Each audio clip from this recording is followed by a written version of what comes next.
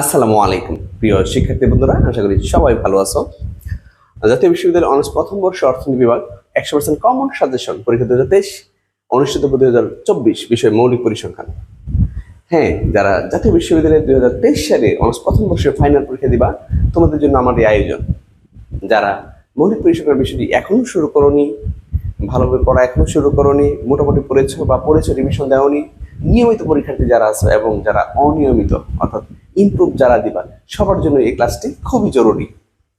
আমি শুরুতেই প্রতি অধ্যায় থেকে কত নম্বরের প্রশ্ন হয় তা নিয়ে একটু আলোচনা করব এবং এই আলোচনাটার পরে প্রতিটি অধ্যায়ে কোন ম্যাথগুলো তোমরা করবা, কোন ম্যাথগুলো পরীক্ষায় আসবে, ওইগুলো নিয়ে আমি বিস্তারিত একদম অঙ্ক সহ আমি দেখিয়ে দিব ইনশাল্লাহ। পরিসংখ্যানের প্রথম অধ্যায় হচ্ছে পরিসংখ্যানের পরিচিতি। এই অধ্যায়ে কোনো ম্যাথ নাই, তোমার বর্ণনামূলক প্রশ্ন আছে 10-12 থেকে 5 থেকে 10 মার্কের প্রশ্ন হয়, 5 থেকে 10 নম্বরের প্রশ্ন হয়। তুমি মনে রাখবা মৌলিক পরিসংখ্যান বিষয়ে এবং প্রতিটি সাবজেক্টে মৌলিক পরিসংখ্যান, মৌলিক গণিত, ব্যষ্টিক অর্থনীতি, সামষ্টিক অর্থনীতি, এই প্রতিটি অধ্যায়ে প্রতিটি সাবজেক্টেই তোমার 124 নম্বরের প্রশ্ন হয়। মোট নম্বর কত? 124। আর আমরা অ্যান্সার করি 124 থেকে 80 নম্বরের। 80 নম্বর প্রশ্ন আমরা অ্যান্সার করি আর প্রশ্নটা দেওয়া থাকে 124 মার্কের। ওকে, প্রথম অধ্যায়ে যেটা পরিসংখ্যান পরিচিতি থেকে 5 থেকে 10 নম্বরের প্রশ্ন হয়ে থাকে, কোনো অঙ্ক নাই, এখানে হচ্ছে বর্ণনামূলক। আমরা এই অধ্যায়টা যদি পারি অ্যান্সার না করে থাকবো, অর্থাৎ গণিতগুলো অ্যান্সার করি খুব সহজে আপনার চলে আসে। দ্বিতীয় অধ্যায় তথ্য সংগ্রহ উপস্থাপন, এই অধ্যায় থেকে 15 থেকে 25 নম্বরের প্রশ্ন হয়ে থাকে। এখানে তোমার গণসংখ্যা নিবেশন তৈরি করানো আসতে পারে, এছাড়াও চিত্র, বিভিন্ন পরিসংখ্যান যে চিত্রগুলো আছে যেমন আয়ত দেখো, অজিত রেখা, গণসংখ্যা বহুভুজ, এগুলো আসতে পারে। ইম্পর্টেন্ট, আমি পরবর্তী দেখাই দিব যে কি আসবে, কোন অঙ্কগুলো আসবে। তৃতীয় অধ্যায় কেন্দ্রীয় প্রবণতা পরিমাপ, খুবই গুরুত্বপূর্ণ একটা অধ্যায়, খুবই গুরুত্বপূর্ণ একটা অধ্যায়। কারণ তুমি কেন্দ্রীয় প্রবণতা পরিমাপ যদি ভালো না পারো তাহলে বিস্তার পরিমাপ ভালো পারবে না, তারপর পরিঘাতটাও ভালো পারবে না। এই কারণে কেন্দ্রীয় প্রবণতা খুবই জরুরি। এই কেন্দ্রীয় প্রবণতা ভালো পারলে তুমি বিস্তার এবং পরিঘাত বঙ্কিমতা সূচলতা অধ্যায়টাও ভালো পারবা। আর কেন্দ্রীয় প্রবণতা পরিমাপ থেকে সাধারণত অঙ্ক চলে আসে গড়, মধ্যমান, প্রচুরক এবং লুপ্ত গণসংখ্যার কিছু অঙ্ক আছে, আর হচ্ছে প্রমাণ আর বর্ণনামূলক আছে, ভুল সংশোধন আছে। আমি প্রতিটা অঙ্কই সুন্দর করে দেখিয়ে দিব যে কোনগুলো তোমরা করে নিবা। বিস্তার পরিমাপ, বিস্তার এদেরকে নম্বর সবচেয়ে বেশি হয়, 20 থেকে 30 মার্কের প্রশ্ন হয়ে থাকে। বিস্তার পরিমাপ থেকে আমরা অবশ্যই বিস্তার পরিমাপ গুরুত্ব দিব।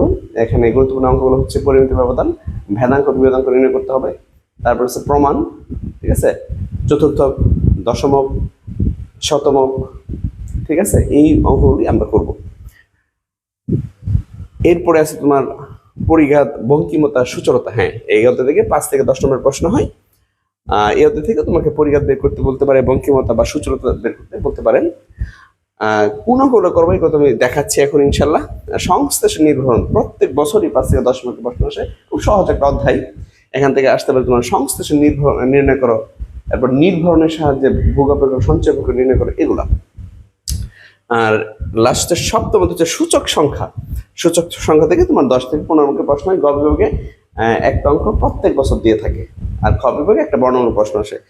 তো এই প্রথম থেকে একদম সপ্তম অধ্যায় পর্যন্ত কত নম্বর প্রশ্ন হয় আমি তা নিয়ে আলোচনা করলাম। এখন একদম প্রতিটি অধ্যায়ে কোন ম্যাথগুলো করবো তা আমি দেখিয়ে দিচ্ছি। হ্যাঁ, তার আগে আমি আমার কোর্স সম্পর্কে একটু কথা বলে নিই। দেখো যে আমি এখানে বলছি যে মাত্র 8 থেকে 10 দিনে অ্যাপ্লাস নিশ্চিত।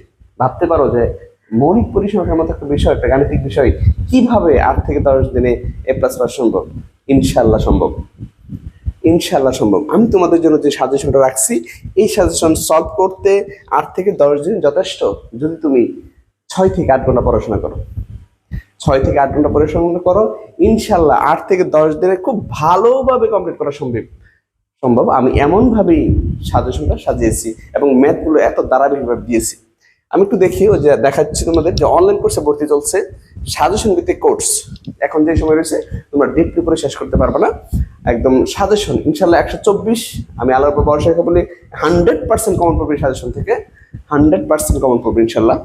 তো সাজেশন ভিত্তিক কোর্স পরীক্ষা 2023 অনুষ্ঠিত 2024। স্বল্প সময়ে অ্যাপ্লাস নিশ্চিত করতে এই কোর্সের বিকল্প নাই। হ্যাঁ, অবশ্যই অতি স্বল্প সময়ে 8 থেকে 10 দিনে অ্যাপ্লাস পেতে এই কোর্সের বিকল্প পাবা না।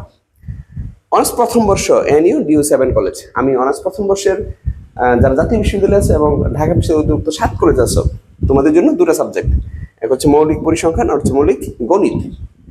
জাতীয় বিশ্ববিদ্যালয় এবং ঢাকা বিশ্ববিদ্যালয় অধিভুক্ত 7 কলেজ, এই তাদের জন্য পরিসংখ্যান কোর্সটা হচ্ছে কোর্স ফি 1020 টাকা, আর মৌলিক গণিতের কোর্স ফি হচ্ছে 1020 টাকা। অর্থাৎ 1020 টাকার মাধ্যমে তুমি পরিসংখ্যান কোর্সটা সম্পূর্ণ সাজেশনের ভর্তি হওয়ার সাথে সাথে তুমি সাজেশনের পিডিএফটা পেয়ে যাবা, এবং প্রতিটি ম্যাথ সাজেশন যতগুলো ম্যাথ থাকবে প্রতিটি ম্যাথের সলিউশন পেয়ে যাবা। ভর্তি হওয়ার সাথে সাথে প্রতিটি ম্যাথের ভিডিও পেয়ে যাবা। মৌলিক গণিত সেম, তুমি ভর্তি হওয়ার সাথে সাথে সাজেশন পিডিএফ পেয়ে যাবে, এবং প্রতিটি ম্যাথে তুমি দেখবে যে কোন ম্যাথগুলো আমি সাজেশন দিব, প্রতিটি ম্যাথের সলিউশন পেয়ে যাবে, ভিডিও পেয়ে যাবে সাথে সাথে, এবং খুবই স্ট্যান্ডার্ড ক্লাস, দেখতে বুঝবে ইনশাল্লাহ। আচ্ছা, তো গণিত আর পরিসংখ্যান আমি জাতীয় বিশ্ববিদ্যালয় এবং ঢাকা বিশ্ববিদ্যালয় অধিভুক্ত 7 কলেজের স্টুডেন্টদের জন্য রাখছি।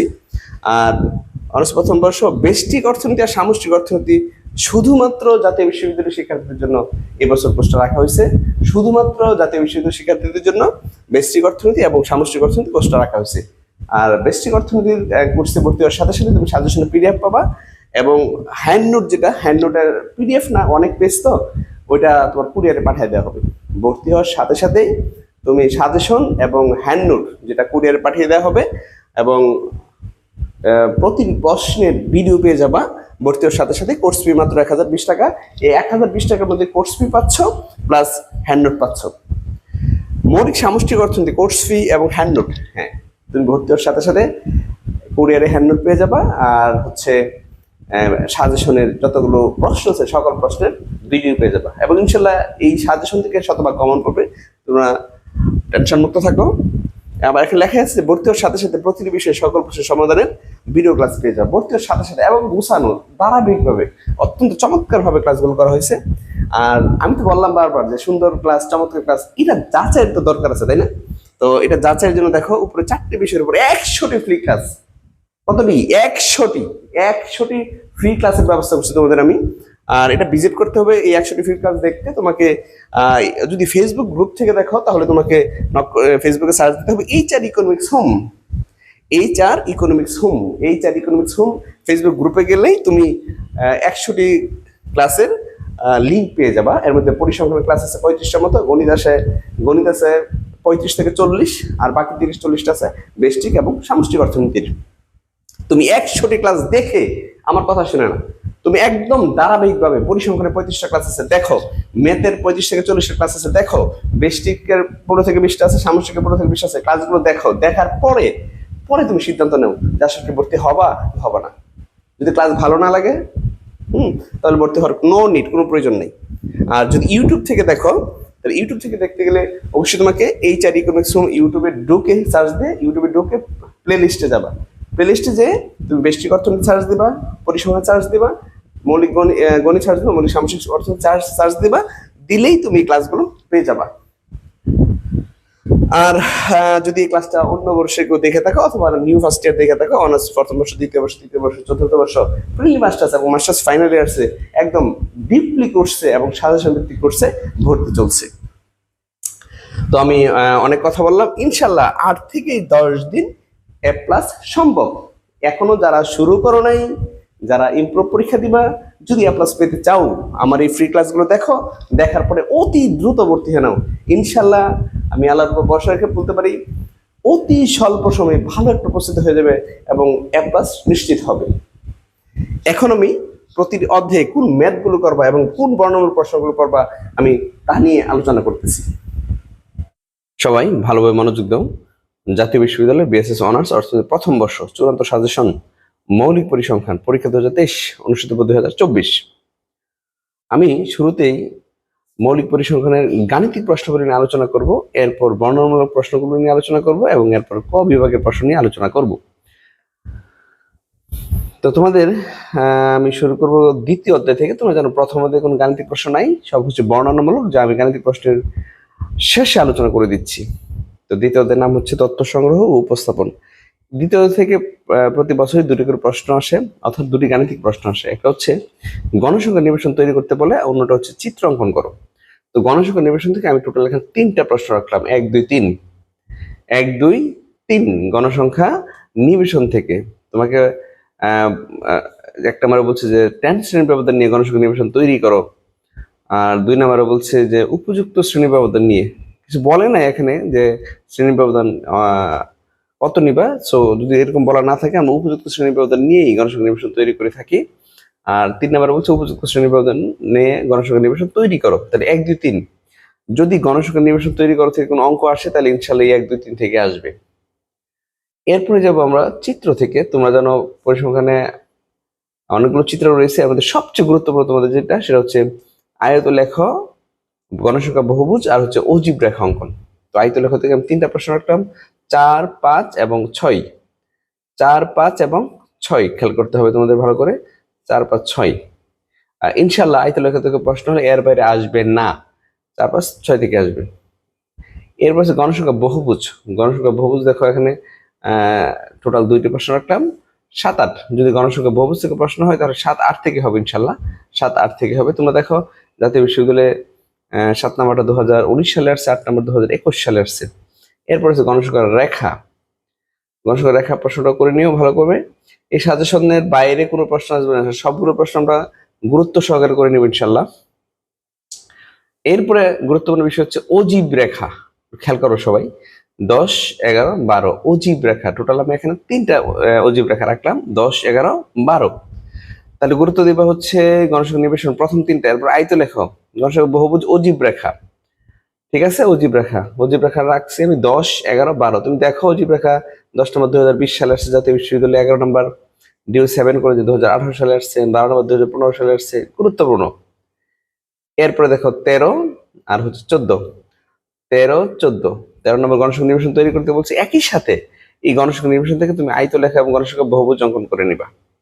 আমি একটু বলে রাখি তোমাদের, কখনো যদি তোমাদের বলে যে গণসংখ্যা নির্বাচন তৈরি করা এবং যখন চিত্রের কথা বলে দেয়, তাহলে তোমরা চেষ্টা করবে গণসংখ্যা নির্বাচনটা বহির্ভূততে করার জন্য, তাহলে চিত্র সুবিধা হয়, আমাদের শ্রেণীর সীমানা বের করতে হয় না। এরপর 14 নম্বর, এ পর্যন্ত বোর্ডে কোনোদিন আসে নাই তোমাদের অর্থনীতি ডিপার্টমেন্টে, কিন্তু তারপর ইম্পর্টেন্ট দিয়ে দিতে পারে, আমরা অবশ্যই মনোযোগ সহকারে এটি করব। ওকে, তাহলে প্রথম অধ্যায় থেকে আমি টোটাল এই 14টা প্রশ্ন রাখলাম। কয়টা? 14টা। ইনশাল্লাহ এই 14টার বাইরে কোনো প্রশ্ন হবে না। এরপর যাবো আমরা তৃতীয় অধ্যায়, খুব গুরুত্বপূর্ণ একটা অধ্যায়, তৃতীয় অধ্যায়। তৃতীয় থেকে প্রশ্ন তোমরা জানো গড়, মধ্যমা, প্রচুরক এবং গড়, মধ্যমা, প্রচুরক সংশ্লিষ্ট যে প্রশ্নগুলো হয়, এগুলো নিয়ে আমি আলোচনা করবো এখন। দেখো 1 নম্বর হচ্ছে AM GM HM, arithmetic mean, geometric mean, harmonic mean. গড় ব্যবধান, গাণিতিক গড়, জ্যামিতিক গড় হচ্ছে তরঙ্গ গড় বের করো। 1 নম্বর অঙ্কটা করে নিবা 2। গাণিতিক গড়, যোজিত গড় এগুলো একই কথা। এখানে গাণিতিক গড় সম্পর্কে আমি 2টা প্রশ্ন রাখলাম, 2 3 2 3। ইনশাল্লাহ গাণিতিক গড় থেকে প্রশ্ন হয় 2 3, এই জাতীয় প্রশ্ন হবে। গড়ের পরে দেখো মধ্যমা। মধ্যমা থেকে আমি এখানে 3টা প্রশ্ন রাখলাম, পরীক্ষা আসতে পারে কিন্তু গড়, মধ্যমা, প্রচুরক। গড়, মধ্যমা, প্রচুরক আলাদা করে তোমার কাছে আসতে পারে। গড় বের করো, মধ্যমা বের করো, প্রচুরক বের করো। এখন গড় থেকে রাখলাম 2টা, 2 3। মধ্যমার উপর আছে 3টা প্রশ্ন, 4 5 6, 4 5 6। এরপরে আছে তোমার প্রচুরক। প্রচুরক দেখো, প্রচুরক হচ্ছে এখানে আমি প্রশ্ন রাখছি 7 8। শুধু প্রচুরক, 7-এ শুধু প্রচুরক নির্ণয় করো, 8-এ গড়, মধ্যমা, প্রচুরক। হ্যাঁ, গড়, মধ্যমা, প্রচুরক এই 3টা অঙ্ক তোমাদের একসাথে দিয়ে দিতে পারে, গড়, মধ্যমা, প্রচুরক। আর 9 নম্বরে হচ্ছে তোমার মধ্যমা, প্রচুরক। গড়, মধ্যমা, প্রচুরক 3টা একসাথে আসতে পারে, 2টা একসাথে আসতে পারে। আর চিত্রের সাহায্যে আমরা মধ্যমা নির্ণয় করব, চিত্রের সাহায্যে মধ্যমা নির্ণয় করব, আবার চিত্রের সাহায্যে প্রচুরক নির্ণয় করব। তাহলে চিত্রের সাহায্যে 2টা অঙ্ক দেওয়া আছে 10 আর 11। যদি চিত্রের সাহায্যে আসে 10 11, এর বাইরে আসবে না ইনশাল্লাহ। এরপরে দেখো আমি একটু লুপ্ত গণসংখ্যা নিয়ে আলোচনা করব, একদম 11 থেকে 15 পর্যন্ত একদম লিখে রাখো ইনশাল্লাহ। 11 থেকে 15 পর্যন্ত একটা প্রশ্ন পাবো পরীক্ষায়, 11 থেকে 15 একদম মার্ক করে রাখবো ভালো করে। 11 থেকে 15 পর্যন্ত একটা অঙ্ক তোমরা নিশ্চিত পাবো ইনশাল্লাহ। 11 থেকে 15, 11 লুপ্ত গণসংখ্যা, 12 লুপ্ত গণসংখ্যা, 11 না 12 থেকে লুপ্ত গণসংখ্যা শুরু, 12 থেকে লুপ্ত গণসংখ্যা শুরু। তাহলে 12 13 14 15, 12 13 14 15, 12 13 14 15, 12 13 14 15 ইনশাল্লাহ পাবা পরীক্ষায়। এরপরে দেখো 16, এই 16 নং থেকে একটা প্রমাণ পাওয়া। শুরুতে আমি টোটাল 7টি প্রমাণ রাখছি, এই 7টি প্রমাণ থেকে কম করে হলো একটা পাবা, 2টাও পাইতে পারো, কম করে হলো একটা পাবা ইনশাল্লাহ, কনফার্ম থাকো। কম করে হলেও একটা পাবা, দুইটা পেতে পারো। আর এই 16 নম্বরের মধ্যে সবচেয়ে ইম্পর্টেন্ট জাতীয় বিশ্ববিদ্যালয়ের জন্য, যেহেতু গত বছর চলে আসছে 1-এর ক 2022 সালে চলে আসছে, তোমাদের জন্য ইম্পর্টেন্ট 2 নাম্বার, তারপর হচ্ছে 3 নাম্বার, 2-3, 2-3 ইম্পর্টেন্ট। ওই দিক দিয়ে হচ্ছে তোমার 6-7, 2-3, 6-7 এগুলো বেশি ইম্পর্টেন্ট। টোটাল 7টা প্রমাণই আছে, করে নেবো ইনশাল্লাহ আমরা। আচ্ছা, এরপরে কিছু ব্যাখ্যামূলক কিছু অঙ্ক আছে, বর্ণমূলক অঙ্কের মধ্যে তোমরা এই পেজ থেকে, যেমন ধরো 17, 18, 19, 20, 17, 18, 19, 20 এখান থেকে প্রশ্ন পাইতে পারো। 17, 18, 19, 20, 17, 18, 19, 20 আমি কিন্তু সাজেশন পুরোটাই দিচ্ছি, এর বাইরে ইনশাল্লাহ অঙ্ক আসবে না, কনফার্ম থাকবা। আমি কিছু যেগুলো বেশি গুরুত্বপূর্ণ এগুলো একটু বলে দিচ্ছি আর কি। 17, 18, 19, 20, 21, 17, 18, 19, 20, 21 ভেরি ভেরি ইম্পর্টেন্ট। 17, 18, 19, 20, 21 ঠিক আছে। এরপরে হচ্ছে গড় সংক্রান্ত অঙ্ক আছে 22, 23, 24, 25, 26, 22, 23, 24, 25, 26 এখানে একটু করে নেবো সবগুলো অঙ্ক। এর হচ্ছে ভুল সংশোধন যেটা 27 থেকে 30 এখান থেকে প্রশ্ন ইনশাল্লাহ পাইতে পারো। 27 থেকে 30, 27 থেকে 30 সালে আসে নাই কিন্তু ইম্পর্টেন্ট, গুরুত্ব দিব আমরা। 27 থেকে 30 গুরুত্ব দিব, 27 থেকে 30 অনেক গুরুত্ব দিব।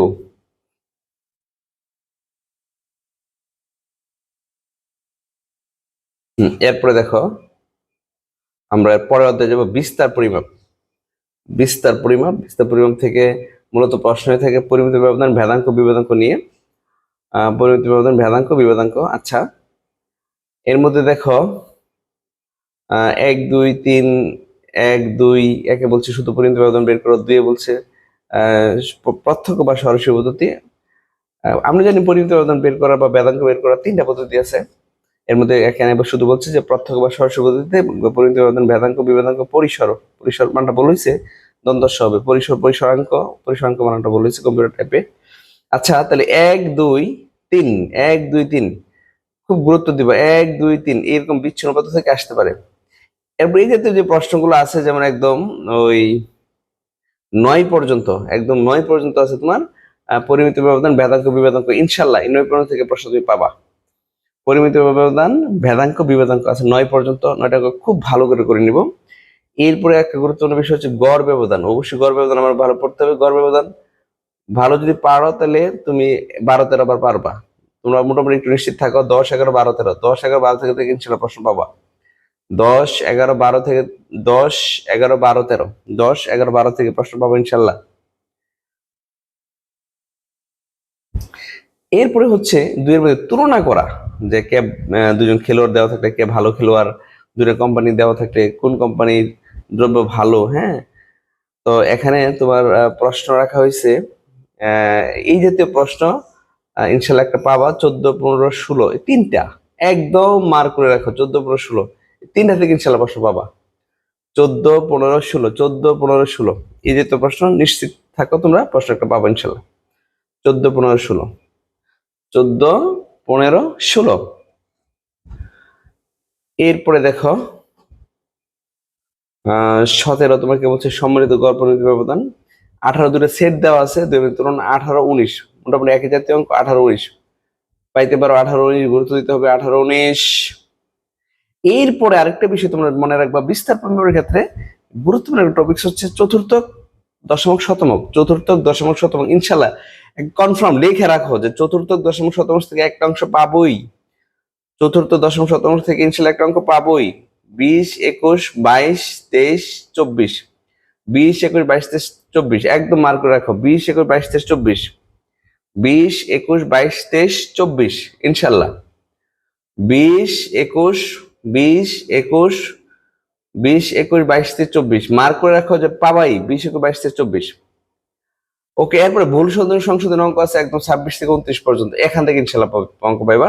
26, 27, 28, 29 ভুল সংশোধন। 26, 27, 28, 29, 26, 27, 28, 29 কনফার্ম থাকো, অঙ্ক পাবো। 26, 27, 28, 29 আর 30 হচ্ছে প্রমাণ। এখানে টোটাল 7টা প্রমাণ রাখা হয়েছে। 7টা প্রমাণ থেকে তুমি একটা বা দুইটা প্রমাণ পাবো ইনশাল্লাহ। 7টা প্রমাণ থেকেই প্রমাণ পাবা। এর মধ্যে বেশি ইম্পর্টেন্ট, সবগুলো ইম্পর্টেন্ট কি বলবো এখানে, তবে হচ্ছে 1, তারপর হচ্ছে 2, হ্যাঁ, 1 2, তারপর হচ্ছে 5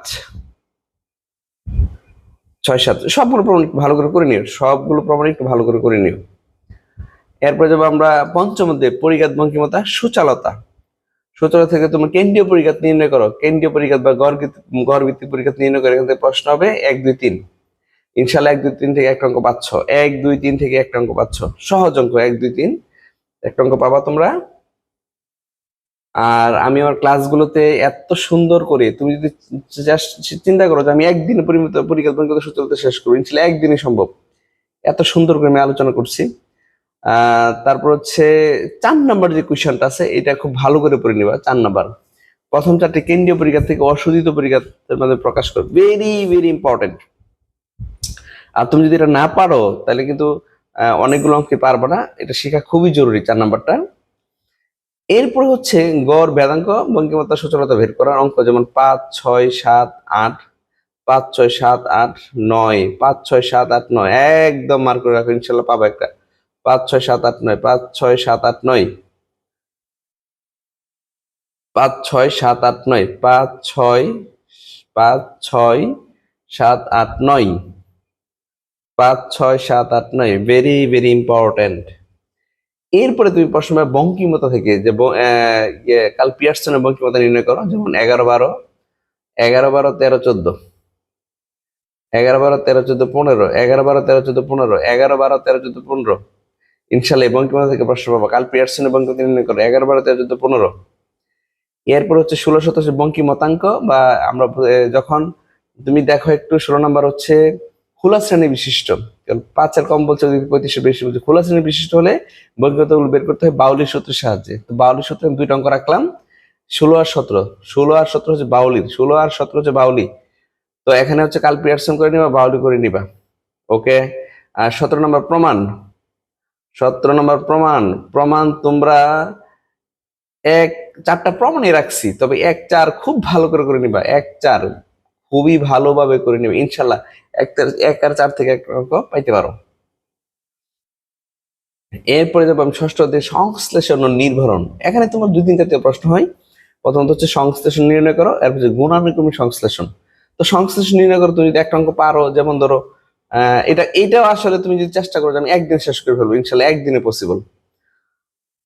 ষষ্ঠ অধ্যায়টা তো 2 2 3 4 5 6 7 8 8 9 9, হ্যাঁ 9, একদম 9 পর্যন্ত সরাসরি পদ্ধতিতে সংশ্লেষণ। তো 9 পর্যন্ত একটা অঙ্ক শিখলে 9টা অঙ্ক পারবো। এই 9 পর্যন্ত থেকে একটা অঙ্ক পাইবা, একদম লিখে রাখো ইনশাল্লাহ যে 9 পর্যন্ত থেকে 1 থেকে 9 পর্যন্ত আমি একটা অঙ্ক পাবো পরীক্ষা ইনশাল্লাহ।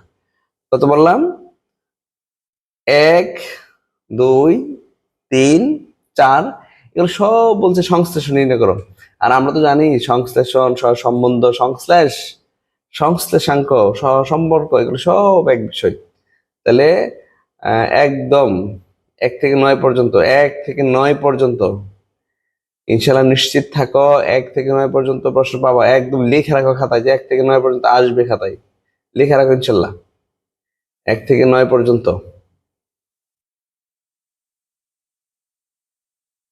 এরপরে দেখো গুণানুক্রমিক সংশ্লেষণ, যেটা গুণানুক্রমিক বা র্যাঙ্ক কোরিলেশন, যেটা র্যাঙ্ক কোরিলেশন থেকে একটা প্রশ্ন পাবো ইনশাল্লাহ। 11 12 13, 11 12 13, 11 12 13 র্যাঙ্ক কোরিলেশন হচ্ছে 11 12 13 র্যাঙ্ক কোরিলেশন 11 12 13। আর এরপর হচ্ছে নির্ভরণ সমীকরণ নির্ণয়, এক্স এর উপর ওয়াই এর নির্ভরণ অথবা ওয়াই এর উপর এক্স এর নির্ভরণ সমীকরণ নির্ণয় করো। যেমন নির্ভরণ সমীকরণ প্রশ্ন হচ্ছে 13 থেকে একদম 20 পর্যন্ত, 13 থেকে 20 পর্যন্ত নির্ভরণ সমীকরণ নির্ণয়। তুমি যদি একটা বা 2টা অঙ্ক ভালো পারো তাহলে সব কটা পারবা। তাহলে এখন খেয়াল করতে হবে তোমাদের সংশ্লেষণ নির্ণয় করা আসতে পারে, হয় সংশ্লেষণ নির্ণয় করে আসবে অথবা গুণানুক্রমিক সংশ্লেষণ নির্ণয় করো, সংশ্লেষণ নির্ণয় করো অথবা গুণানুক্রমিক সংশ্লেষণ নির্ণয় করো প্রশ্ন হবে। আর ওই দিক দিয়ে হচ্ছে নির্ভরণ সমীকরণ বের করো, এক্স এর উপর ওয়াই এর অথবা ওয়াই এর উপর এক্স এর, অথবা বলতে পারো তোমাকে নির্ভরণ সমীকরণের সাহায্যে ভোগাপেক্ষক তৈরি করো বা সঞ্চয় অপেক্ষক তৈরি করো। তাহলে আমরা অবশ্যই অবশ্যই গুরুত্ব দিব কি ধরনের প্রশ্ন হবে। সংশ্লেষণ নির্ণয় করো, গুণানুক্রমিক সংশ্লেষণ নির্ণয় করো, আর হচ্ছে নির্ভর সমীকরণ বা ভোগাপেক্ষক বা সঞ্চয় অপেক্ষক নির্ণয় করো। অবশ্যই আমরা এখানে এই বেশি করে গুরুত্ব দিবে একটু। যেমন ধরো এখানে নির্ভর তো আছেই, তোমার একদম 13, 14, 15, 13, 14, 15, 13, 14, 15, 13, 14, 15 থেকে সহজ প্রশ্ন যদি হয় একদম নির্ভর সমীকরণ তৈরি করো, তাহলে 13, 14, 15, 13, 14, 15। আর এই নির্ভর সমীকরণের সাহায্যে আমরা আবার ওই যে ভোগ সঞ্চয় বের করতে পারি। যেমন 17, 18, 19, 17, 18, 19, 20, 17, 18, 19, 20, 17, 18, 19, 20 ইনশাল্লাহ পাবা। 17, 18, 19, 20 ইম্পর্টেন্ট। আর প্রমাণ দেখো, টোটাল 4টা প্রমাণই আছে, আমরা গুরুত্ব সহকারে 4টা প্রমাণ করে নিব। আর এই 4টা প্রমাণ থেকে তবে একটা প্রমাণ পাবা, একদম শিওর থাকো যে সংশ্লিষ্ট নির্ভরণ থেকে এবছর ইনশাল্লাহ একটা প্রমাণ পাবাই, একটা প্রমাণ পাবা, একদম কনফার্ম থাকো। 4টা প্রমাণই আছে টোটাল। একদম শেষে চলে আসছে মেথডের একদম সূচক সংখ্যা 1 নাম্বার।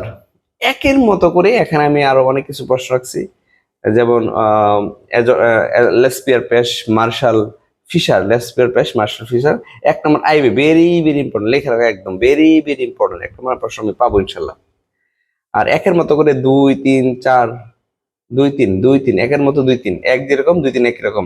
তুমি যদি 1 পারো তাহলে 2, 3 পারতেছো। আর এখানে তারপরে আর 4 নাম্বার প্রমাণ আছে, 3টা প্রমাণ আছে। 3টা প্রমাণ আমরা গুরুত্ব সহকারে করে নেব। কয়টা প্রমাণ? 3টা প্রমাণ। 3টা প্রমাণ আমরা গুরুত্ব সহকারে নেব। এবং এই প্রমাণগুলো যাচাই করতে আবার 5 নাম্বার বলা হয়েছে। 5 নাম্বারে আমরা ফিশারি সূচক সংখ্যাটা প্রমাণ হয়ে যায়, ওইটা আমি যাচাই করবো 5। আর 6 প্রমাণ, 6 অঙ্কের মাধ্যমে আমরা প্রমাণ করব 6। আর 7 নাম্বার যেটা, সেটা হচ্ছে তোমার লেসপিয়ার পেশ ফিশার এজত মার্শালের মূল্য সূচক সংখ্যাগুলো বের করব এবং প্রমাণটা দেখাবো।